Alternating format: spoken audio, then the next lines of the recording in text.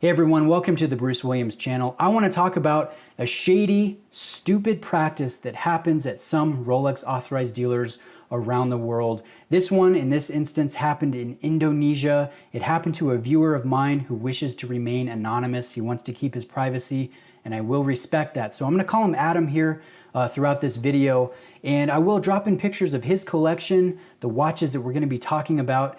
And I hope in doing this video that we can bring a little bit more light to this terrible non-Rolex policy practice that happens at some opportunistic authorized dealers around the world. I think it's stupid, I think it's crap, and I don't want it to continue.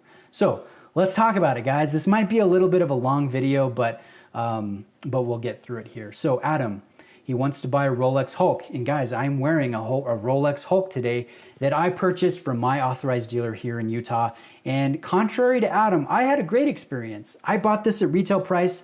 I experienced zero shenanigans. I don't have a huge purchase history. I had a great experience. So the good ADs are out there, and I think they outnumber the bad ADs that we're going to be talking about in this instance. But Adam, he wanted a Hulk, so we went to his AD that he did have a purchase history with. A year previously, he bought a PAM 1104 as his wedding watch. So he went to the same guy. He went to the authorized dealer. He brought his wife, and he wanted to buy a Hulk, but he knew, well, likely I probably won't be able to get it, so maybe I can get my second choice, which would be a Submariner, the black Submariner, the date version. So he's talking with the sales guy about the black sub, and his wife kind of interjects and says, hey, you know what? My husband actually really wants the Hulk. Is there any way we can buy a Hulk? And the sales guy says, you know what? Let me go talk to my manager. He goes into the back. He's away for a few minutes, and then he comes back with a smile on his face and says, yeah, we will sell you a Hulk. And at that point, Adam is just overjoyed, and he says, excellent, I'll buy it right now.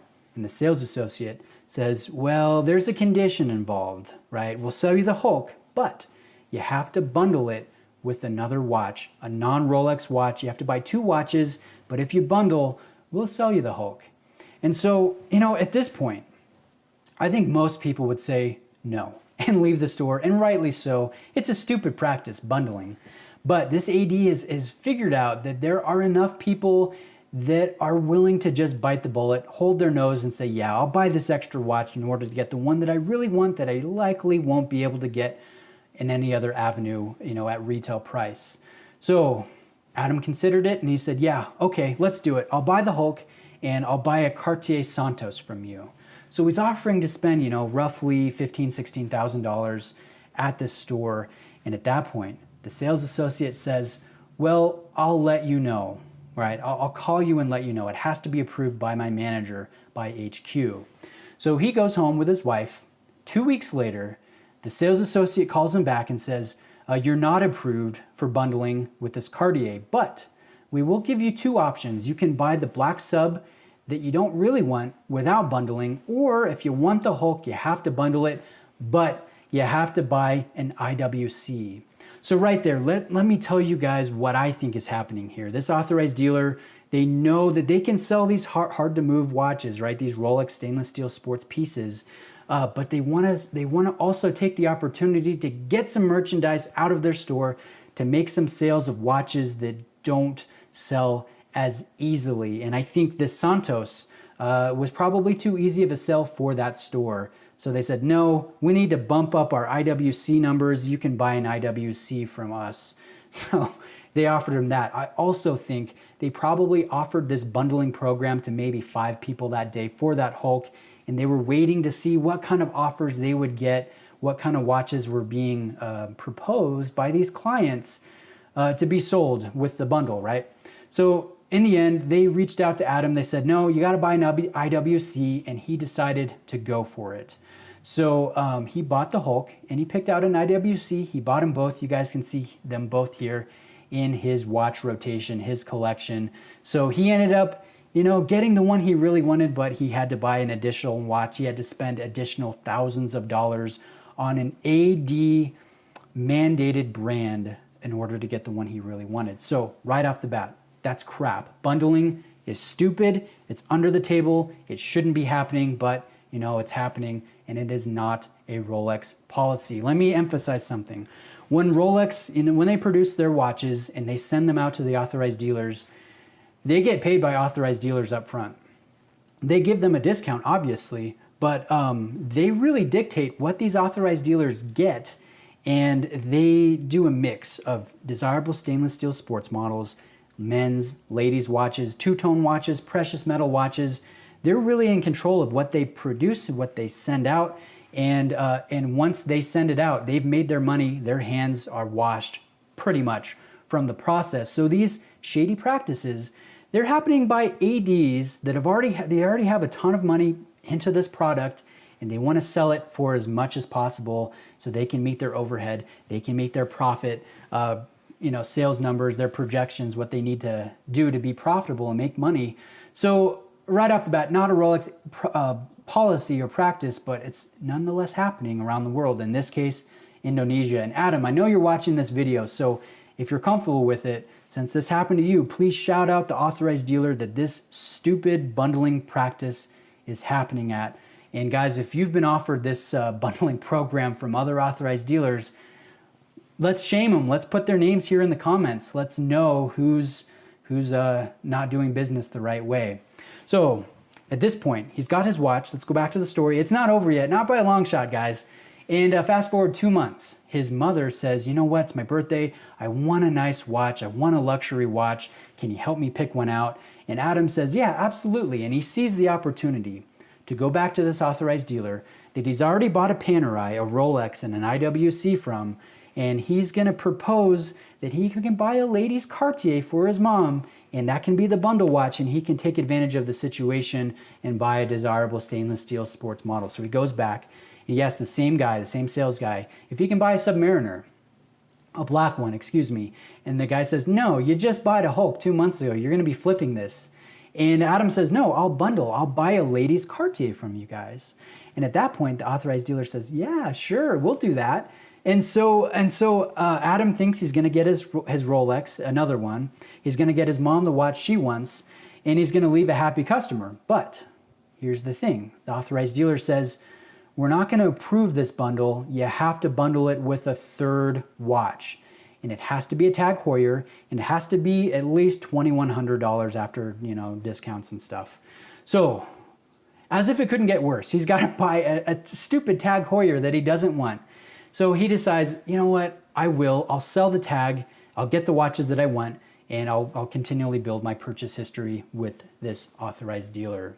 So he does it. He buys an Aqua Racer, he gets his mom the Cartier, he gets his black Sub. And is this the end of the story? No, it's not the end of the story. Let me tell you what happens next.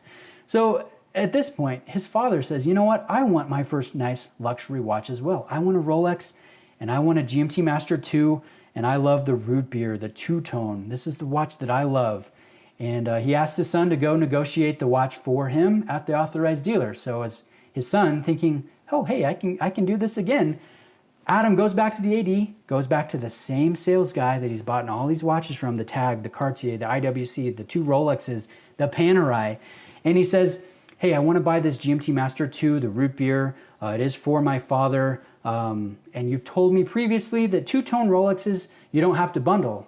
But, guys, again, this isn't all. The AD, the sales associate says, well, you know what, you do have to bundle with this GMT Master 2. So he says, okay, well, now let me buy the Cartier Santos. I'll get the GMT Master 2. This is my proposal.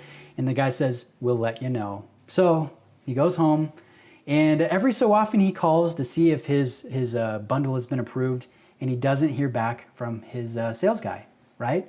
This goes on for 3 months, and he's sick and tired. He's finally fed up, and rightly so. He goes into the authorized dealer, and he wants to speak to the guy, and he's told that, hey, your sales associate, he doesn't work here anymore. He left to start his own watch store. So, terrible, right? This guy, terrible experience. I'll leave it at that. Let's move on here. So he demands to speak to the manager, and he says, I've been wanting to buy a Cartier Santos and this GMT root beer two-tone, and for 3 months I've not been heard from this guy who's apparently left and started his own watch store.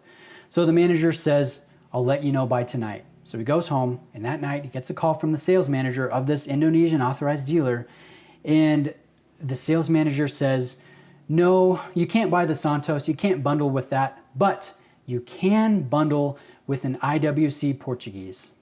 So again, they're dictating that he has to buy this IWC, and at this point, he's rightly so finally fed up and says, no way, this is stupid, I'm done with you guys. So, I mean, it took him a long time, and fortunately, he did get a couple of the watches that he really wanted out of it, but he just went through crap from this stupid authorized dealer that's bundling watches. They should not be doing that. He finally said enough's enough, and luckily, he's not spending his thousands with them anymore. But I wanted to highlight this story, guys. I hope not a lot of you have been offered the bundling program. It's awful. It's stupid. You shouldn't have to buy a watch you don't really want that's dictated by a store in order to get the watch that you do really want. And I think the longer we're in this hobby, the less crap we're willing to put up with sellers, with dealers, whether that's pre-owned or new. And I think more and more brands are gonna start doing direct to consumer sales. I don't think authorized dealers will ever really, leave the situation or the equation. There will be destination places that are hot for watches, like Las Vegas. You go visit the Strip, you want to go to these different stores and see all these awesome watches. Those places are never going to go away. But I can see brands saying, you know what, I can sell to authorized dealers at certain prices, and then they get to distribute the watches, or I can sell at a higher rate direct to consumers. I can make more money, and maybe I can pump out more watches and have more sales. I'm not saying Rolex is going to be doing that anytime soon, but I think more and more brands will start thinking about that route when contracts and distributorship agreements expire and whatnot. I can see that happening more in the future, and I think that will eliminate a lot of shenanigans that happen, stupid things like bundling that happen at authorized dealers. So guys, let me know what you think of this experience. Let me know what you would do if you were offered the bundling program. And if you have been offered bundling by any rogue AD, shout them out by name in the comments so we know who is doing business the wrong way. What do you think of the future of the watch industry? Are we going to be seeing more direct to consumer sales? What are your thoughts on that? Thanks for watching. I know this has been a long video, guys, but I appreciate you sticking with me. And if you have a topic or a question you want covered in a video, my email is in the description. Please reach out to me. So again, thanks for watching, guys. See you in the next video.